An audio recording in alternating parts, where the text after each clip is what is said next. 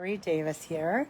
Super excited about today because one of the things that I love to do is grow year round. And a lot of people ask me, like, how do you do that? Because in traditional gardening, we don't have those options, right? So in the last couple of weeks, we've learned a lot about the tower garden in the flex model, which is flexible. It goes inside or out, okay, depending on your space. And then last week, I talked a little bit about the home tower and how incredible the home tower really is. And so what I'm hoping to do today is to just show you some ways that you can grow year round. And the beauty of tower gardens, and I'm hoping that my headset is working. The beauty about tower gardens is that because there is no soil, you can grow pretty much year round because water is very flexible. And if you think about it, when the soil gets really cold and it freezes, typically our plants die when they're in the soil, right? So that's why we don't garden when it's really cold outside. That's not the case with tower gardens, and I'm hoping to show you today some ways to do that. The same thing is true about when it's really, really hot. So down here in the desert, it's hot. And how do you grow in that kind of climate when the soil is so blazing hot? You know, so today we're going to focus on both, not just cold weather growing, but some warm weather growing. And I'm hoping that you'll see how simple and easy these tower gardens really are. Okay, so the first thing that we're going to do, well, we're going to take a little field trip, that's for sure. And so the first thing we're going to do is I'm going to show you this tower garden, the home. And if you remember, I cut it back like about a week and a half ago, and I am going to have to harvest like crazy today. So that's what I'm going to do this afternoon. So obviously with this tower garden, the home tower garden, you can grow all year long. Now, I've had some questions just this week about, can I grow tomatoes or cucumbers on this smaller tower? Remember, this is the 13-gallon tank with the casters built right in, little dolly wheels built right in. And the answer to that is you can grow outside, yes, without the lights. Remember, they're rated to be inside. But honestly, if you take a look at this, there's really no place to put a cage, a support cage for big tomatoes or big zucchini or cucumber vines. It's going to make it a little bit tougher. So I would stick with your greens, your kale, your spinach, your microgreens. Look at this. Basil is amazing. Look at this. This is like a work of art. Boy, I'll tell you. That I've cut I don't know how many times I've cut that thing. So I would stick to your smaller plants and I would stick to your greens. And for me, I would grow inside. But you could totally grow outside with those same plants, okay? But this is a way for all of you that live in the northern climates. I'm from Oregon. You can go ahead and, sorry, I had a call just come in. So you could go ahead and grow all year long with a home tower. Easily, even in the hot climates, you don't have to worry about it. Just find a corner where an end table was at, or you have a chair or something, and just put it. It's only 2 foot wide. That's your best decision ever, okay, for a home tower. So now we're going to go outside because I'm going to show you some different things. Okay, so we're going to still talk about wintering, cold weather, all of that. So one of the things that I'm going to do is turn this around. I'm going to show you a couple things. See, this is the reason I wouldn't recommend. Look how big that tomato is. Woo! Lordy, that is a big tomato. Okay, so some cold weather tips. The first thing off is, you can bring these towers into a garage. You can bring them in to a spare bedroom. There's some recommendations for that, and I would tell you that if you're going to do that in the fall, I would clean out all of your summer produce And in the fall, I would tear it apart and clean it up and really wash it really good and rinse it about 3 or 4 times, because you don't want to bring any kind of pests or anything inside your house and get it on your new plants, right? So that would be one thing that I would do. The next thing you could do, and I just put this on here to show you. Look at this frost blanket. Look how big it is. It's one blanket. It covers all 3 towers. This frost blanket you can purchase, and look at it's see-through, and it keeps the plants protected. And you can use it as a. I use it sometimes in the summertime to keep the sun off of them. I use it in the winter when it gets down around 30, below 35 degrees. I put this on there. I even put this on there to protect them from the wind. Look how lightweight it is. It's beautiful. Like, this is the best frost blanket I've ever owned. So that's one. You can use a frost blanket. The other one is right here. I'm going to show you, because we've had some cold nights and I've turned these down, is to get an aquarium heater. Whoops, sorry. My phone didn't like that. An aquarium heater, and put it in your water. Okay, keep it around 70 degrees, 68 to 72. And I get an aquarium heater that's good enough for probably a 20 to 30 gallon tank. Okay, now I have these turned down right now because it's like 75 degrees, 80 degrees. I know. I know, Jennifer. Can you believe how big that thing is? She was just saying how big this is big enough to go over all of my tower gardens. All 3 of them. It's incredible. Yeah, it's a big one. Yep. So the other one is you can switch your, sorry, just got water all over everything. You can actually switch your water to on and just let the water run. You can, for the new timers, you can actually plug it in direct. And if it's like freezing, you can just let your water run all night long and it'll keep the plants from freezing, promise. You can also put them in a greenhouse. Okay, so a lot of people get greenhouses and put them in. So if you have the space, think about a greenhouse.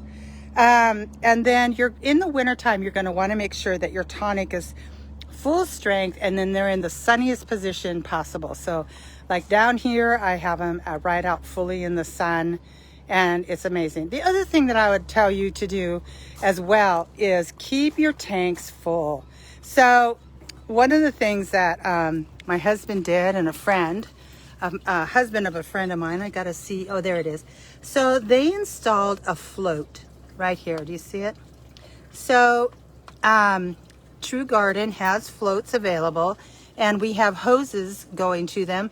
So basically it keeps the tank full all the time, because if the tank is full, 2 things. One, it's not going to get as cold. Okay. And I'm going to talk about how important that is in the summertime as well. So, Jennifer, I keep mine around 72. I just want the chill off the water. I don't need it really, really warm.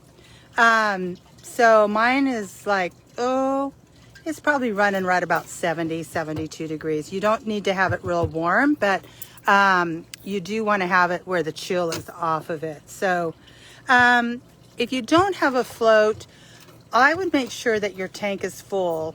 Every week I would go out and if it's hot, you're gonna have to go out every couple days.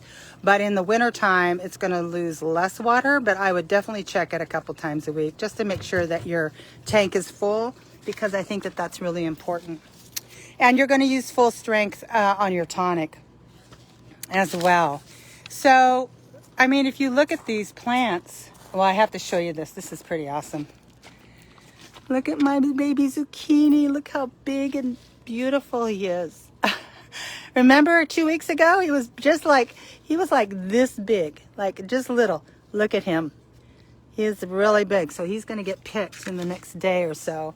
And these, look at this already. We've got peppers, tomatillos. We've been picking tomatoes. Look at this tomato. Is that yummy? We got another one under here. Hopefully you see it. There it is. But now we have had some very cold nights in the desert. You're going to have cold nights. And I've just used my frost blanket and my heaters, and I've totally been fine. So when you think about the difference between your dirt garden compared to these, water is very flexible. So, oh, I know, I love my gardens. I love my gardens. So anyway, so that's a few tips on how to keep them going in the wintertime. And obviously the home tower is like, that's amazing. Or bring your flex tower in and you can grow inside. So I want to talk to you a little bit now about growing in the hot weather, because I'm going to show you something. So first of all, hot weather, same thing. Keep your tank full. So you can see mine. See, it's right here. So it's like very close to the top, okay? So when you keep your tank full, fill it in the mornings when it's hot. Because if you fill it in the morning, it's colder in the morning, right? So if you fill it, it has a longer time to heat up, right? And then you can also you can also use your blanket. And here's the other thing I do. Look, I freeze these bottles, okay? When I freeze these bottles in the afternoon, if it's super, super hot, I just drop them in. They fit right in there, okay? So I use 3 or 4 bottles, okay, to keep the temperature down. You can also, for cold weather and for hot weather, keep them up on a dolly. That gets them off of the cement. And you're going to want to make sure that you keep it raised off the cement. You know, keep it away from stones, brick, or concrete, like walls that might reflect the heat. And that's going to help out a ton. You can also put some reflective material around the base. And I think True Garden has something.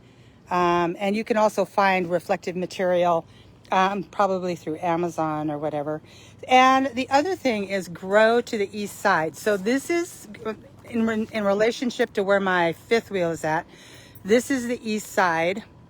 And so the sun, it's going to get morning sun and early afternoon, and then I shade them in the afternoon. So if you have a house, I would put them on the east side of your house.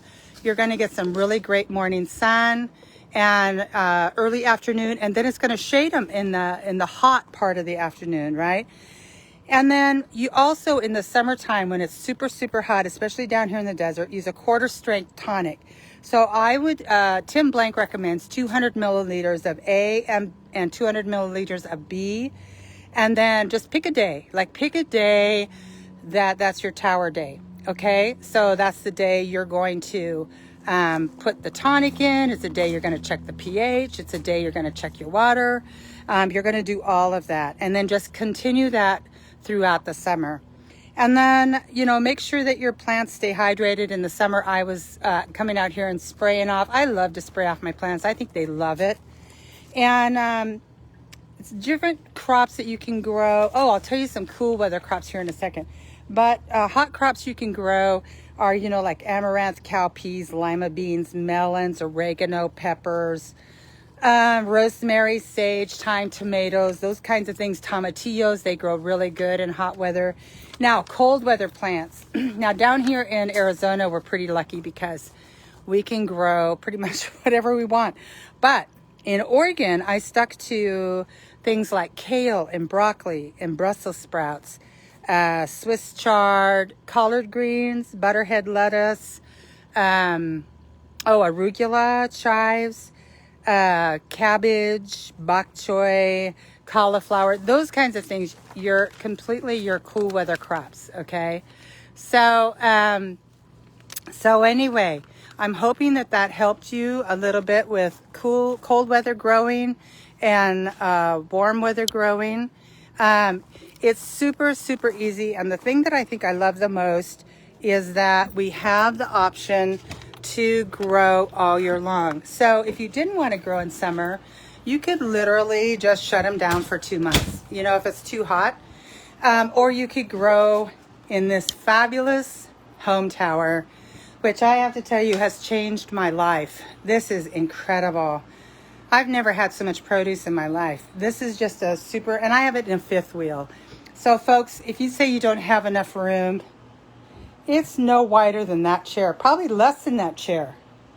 It's like 2 feet or less, okay? So, super, super simple. So, that's the beauty of tower gardens. You can literally work with the seasons. And I think that's what people are finding out, like, oh, I don't have to stop gardening in October or September and not start again until May, if you're in the cold climates. Like, oh, I can garden all year long. You can with these. And so you get an extended season, super easy, no soil, no weeding. It's amazing. So lots of great things you can do during the cold weather and the warm weather. So I hope that was helpful. And next week, we're actually going to do a Sunday segment on different ways to grow. So how do I get these darn seedlings, and how quick do they grow, and what is that stuff you get in the tower garden? Because you know, when you order a tower garden, you get everything you need to start growing, literally. Yeah, simply amazing. I know. And I will tell you, and Jennifer's found out, if you buy one, you wish you would have bought 3. And that's exactly what happened with me. So I ended up buying 1. I wanted 3. Hey, Kathy, glad you could join us. Kathy is a new tower garden owner. And Kathy, I have to show you my home tower. She just bought a home tower. Look at this. Kathy, literally, I cut this all back less than a week and a half ago. Look at all the produce I'm going to be cutting today. So, yeah, so super excited that you joined the Tower Garden family. Jennifer's new to the Tower Garden family, and she's fallen in love with them. So if you have any questions, drop them down below. I'll get back with you. And then join me next week, 3 p.m. Mountain Standard Time. And we're going to go all about growing, okay? And I think it's going to be super important. And I have to say this before I leave. I don't think there's a more relevant time than right now to have control over our produce, how much we grow, how much we're eating, how much we're supplying to our families. And we don't have to rely on trucking it, having it sprayed. You know, somebody shared this the other day. They have those plastic shields in front of the cashiers, but there's no plastic shields in front of our produce, right? So people are touching it and coughing on it and doing whatever. We don't know what's sprayed on it. Now's the time to take control over your food, and this is the perfect way to do it, okay? All right, I'll talk to you guys later. See you next Sunday. Bye-bye.